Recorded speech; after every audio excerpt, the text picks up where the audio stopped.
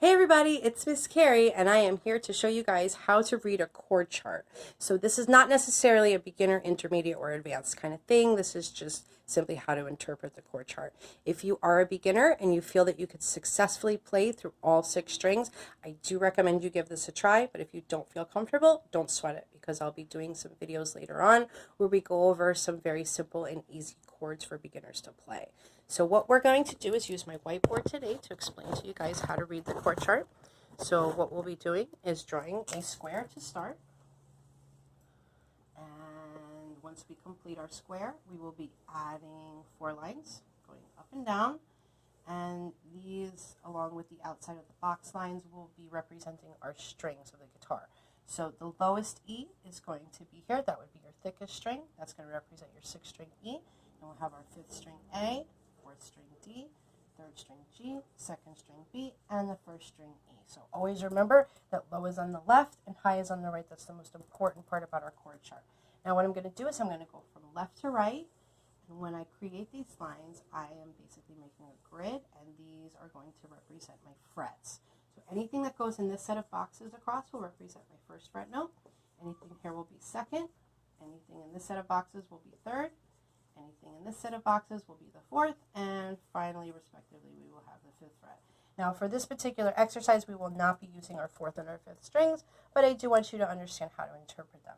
So the chord we'll be doing is an A minor chord. That can be found on page 31 of your Melbay Grade 1 book.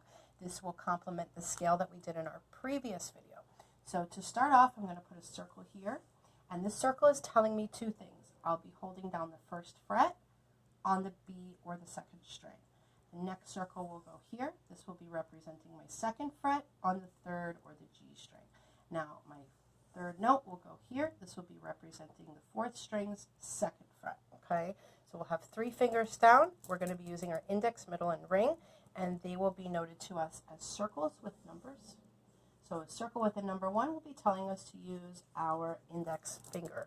A circle with the number 2 will be showing us how to use our middle finger.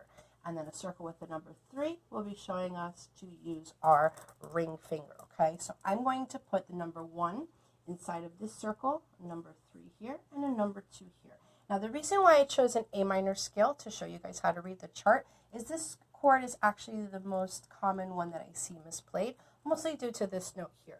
Keep in mind that the circles with the numbers are always telling us what fingers to use. They're never telling us the frets. The frets are always told to us by the boxes that are going across from left to right. Okay, so we should have our index finger on the 2nd string, 1st fret, our ring finger on the 3rd string, 2nd fret, and our middle finger should be on the 4th string, 2nd fret. Now, some books do this and some books don't, but again, like everything else, I like you guys to understand how to read it in both ways. So sometimes we'll see an X and some O's.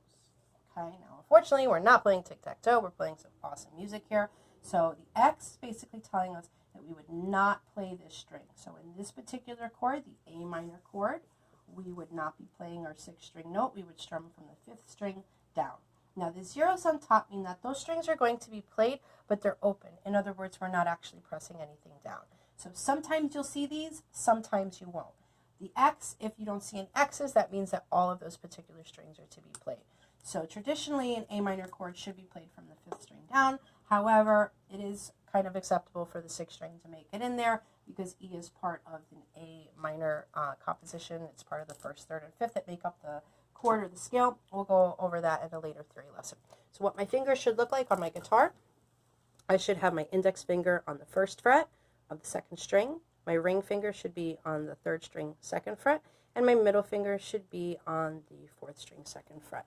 And when I strum, I'm going to take my 5th string and go down from the 5th string, like so. Okay, so my guitar is tuned a little low. This is actually in a D tuning. So don't sweat it if your guitar is a little bit off from what my sound is. I'm just a little bit lower pitched than what you guys are probably tuned to in a standard E.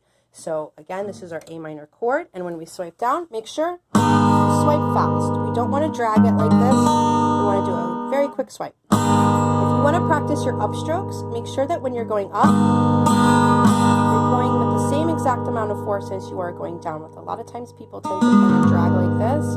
Don't do that. You want to do the same exact amount of force going down as you Also make sure that you're pressing down all of the frets and not leaning down onto others.